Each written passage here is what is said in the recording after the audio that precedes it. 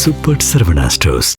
Left side OMR, right side ECR. நடுவுல உங்க step stone secret plots. Beach Resort Plots, just 24 lakhs onwards. Call 96268 99268.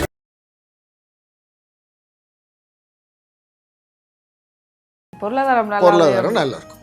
ரெண்டாம் வீடு தனம் காசு. அவரு பாக்கியத்துல போய் காரணம் அப்பா வழியில காசு கீசு வருமானு கேட்டா கண்டிப்பா வரும். பூர்வீகத்துல இருந்து வருமானு கேட்டா கண்டிப்பா வரும். ஏதோ ஒரு வகையில வருமானங்கள் வரும். ஏன்னா சுக்கிரன் அங்க வந்து கூடயே இருக்கிறார். அப்ப சுக்கிரன் இருந்தா சுக்கிரன் பணத்தை கொடுக்கக்கூடியவர். சுக்கிரன் அங்க இருக்கனால அழகா அவங்களுக்கு நல்ல ஒரு பாக்கியம் ரெண்டுமே நல்லா வரும். தனம் பாக்கியம் ரெண்டுமே நல்லா இருக்கும். சிறப்பா அமையும்.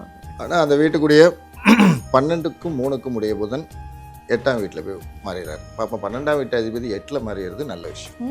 8ஆம் வீடு ஒம்பு வழக்கு குறிக்கக்கூடியவர் 12ல் போய் மறைஞ்சு நிற்காரு.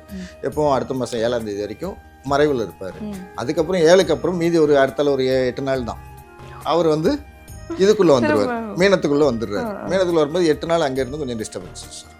அப்போ அந்த பங்குனி மாதத்தில் பார்த்தீங்கன்னா மறைவு ஸ்தானத்து அதிபதி இன்னொரு மறைவு ஸ்தானத்துக்கு போகிறது நல்ல விஷயம். ஆமாம், கெட்டவன் கெட்டுறதுங்கிறது நல்ல விஷயம்.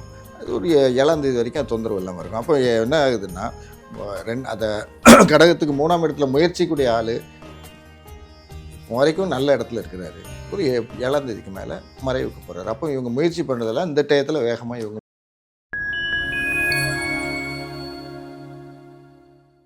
பங்குனி மாதத்துக்கான ராசி பலன் ஒரு ராசிக்கு எப்படி இருக்கும் அப்படின்றது பார்க்கறதுக்கு முன்னாடி இந்த பங்குனி மாதமே என்ன மாதிரியான சிறப்புகள் இருக்குது, ஓவராலாக எப்படி இருக்கும் அப்படின்னு சொல்லிட்டிங்கன்னா ஒரு ராசியை நம்ம போயிடலாம். பங்குனி மாதம்ங்கிறது என்னென்னா 12வது மாதம்னு சொல்லியிருப்போம். பங்குனி மாதம் என்னென்னா திருமண மாதம், தெய்வ திருமண மாதங்கள். சாதா திருமணம் கிடையாது, அனைத்து தெய்வங்களுக்கும் திருமணம் நடந்த மாதம் பங்குனி மாதம். அப்போ யாராக இருந்தாலும் ஆர்டினரி பீப்புள்ஸ் யாராக இருந்தாலும் சரி, திருமண காலங்கள் திருமண வயதில் இருக்கிறவர்கள் அனைவருக்கும் திருமணத்துக்கு முயற்சி பண்ணாங்கன்னா உடனடியாக அவங்களுக்கு திருமண வாய்ப்புகள் நிறையவே கிடைக்கக்கூடிய மாதம். இதில் இந்த மாதத்துலாம் பார்த்திங்கன்னா முருகர், தெய்வாயனை, சிவன், பார்வதி, சாஸ்தா, அதுக்கப்புறம் யார் யார் பிறந்தாங்கங்கிறது தெய்வ அருள் உள்ளவங்க இவங்கெல்லாம் பிறந்ததுன்னு பார்த்திங்கன்னா அது நிறைய வருது. தெய்வ திருமணங்கள்ங்கிறது வரிசையாக எல்லாரோட திருமணங்கள் இருக்குது. ராமர், சீதை, அப்புறம் அவரோட பரதன், லட்சுமணன், பரதன், சத்ருகன் இவங்களோட கல்யாணம் எல்லாமே அந்த பங்குனி உத்திரம்ங்கிற அந்த ஒரு நாளில் சிறப்பாக எல்லாருக்கூட கல்யாணங்கள் எல்லாமே நடந்ததுனால தெய்வீக திருமணங்கள் அதிகமாக நடந்த மாதம் பங்குனி மாதம். அதனால் எல்லாருக்குமே வந்தோன்னா கல்யாண வாய்ப்பு அந்த வயது உள்ளவர்களுக்கு கல்யாணத்துக்கு ஒரு சிறப்பான மாதம். இது பொதுவான ஓகே. ஸோ பங்குனி மாதம்னு பார்க்கும்போது திருமணத்துக்கு உகந்த மாதம், ஒரு உகந்த மாதமா, ஒரு மங்களகரமான ஒரு மாதம் அப்படின்னு கூட நம்ம சொல்லிக்கலாம். Okay okay sir. நம்ம அப்படியே நம்ம ஒரு ராசிக்கு எப்படி இருக்கும் அப்படின்றத பார்க்க போயிடலாம். அடுத்ததா கடகம் ராசிக்கு எப்படி? கடகராசி அப்படின்னு பார்த்தீங்கன்னா கடகத்துக்கு உருவம் நண்டு. அப்போ என்னென்னா ரொம்ப அந்த வீட்டில் ஆட்சி பெற கிரகம் வந்து சந்திரன், உச்சம் பெற கிரகம் குரு, நீசம் பெற கிரகம் வந்து செவ்வாய். இது கடகராசிக்கு உண்டான அமைப்பு. அப்போ குரு உச்சம்னா கடகராசிக்காரங்க யாருக்காவது அட்வைஸ் கொடுத்துக்கிட்டே தான் இருப்பாங்க.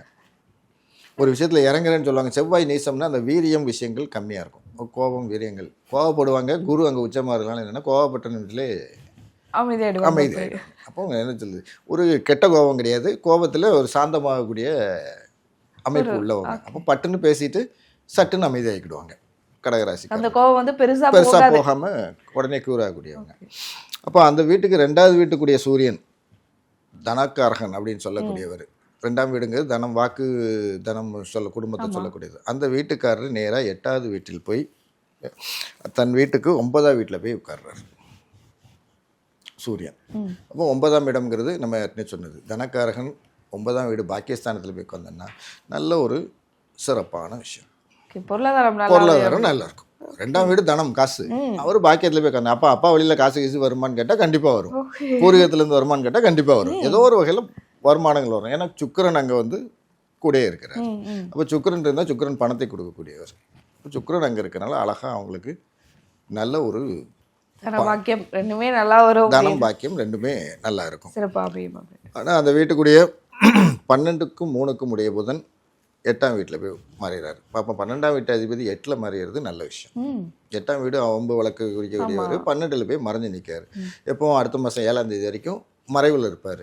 அதுக்கப்புறம் 7க்கு அப்புறம் மீதி ஒரு அடுத்தால ஒரு 8 நாள் தான் அவர் வந்து இதுக்குள்ளே வந்துடுவார், மீனத்துக்குள்ளே வந்துடுறாரு. மீனத்துக்குள்ளே வரும்போது 8 நாள் அங்கேருந்து கொஞ்சம் டிஸ்டர்பன்ஸஸ். அப்போ அந்த பங்குனி மாதத்தில் பார்த்தீங்கன்னா மறைவு ஸ்தானத்து அதிபதி இன்னொரு மறைவு ஸ்தானத்துக்கு போகிறது நல்ல விஷயம். ஆமாம், கெட்டவன் கெட்டுறதுங்கிறது நல்ல விஷயம். அது ஒரு 7ஆம் தேதி வரைக்கும் அது தொந்தரவு இல்லாமல் இருக்கும். அப்போ என்ன ஆகுதுன்னா அதை கடகத்துக்கு 3ஆம் இடத்துல முயற்சிக்கூடிய ஆள் இப்போ வரைக்கும் நல்ல இடத்துல இருக்கிறாரு. ஒரு 7ஆம் தேதிக்கு மேலே மறைவுக்கு போகிறாரு. அப்போ இவங்க முயற்சி பண்ணுறதெல்லாம் இந்த டயத்தில் வேகமாக இவங்க முயற்சிகளுக்கு வேலைகளை முன்னெச்சரிக்கை. அடுத்தால அந்த முயற்சிக்கு உண்டான ஆள் மறைகிறாரு அப்படிங்கும்போது என்னன்னா இவங்க முயற்சி வேலையை ஆரம்பிக்கணும். பட் அவர் 9ஆம் இடத்துக்கு போனாலும் என்ன ஆகுதுன்னா 8லேருந்து மறைவிலேருந்து போனாலும் அங்கேருந்து தன் வீட்டை முயற்சி வீட்டை பார்க்கறதுனால முயற்சிகள் பலன் கொடுக்க ஆரம்பிச்சிடும். ஓகே.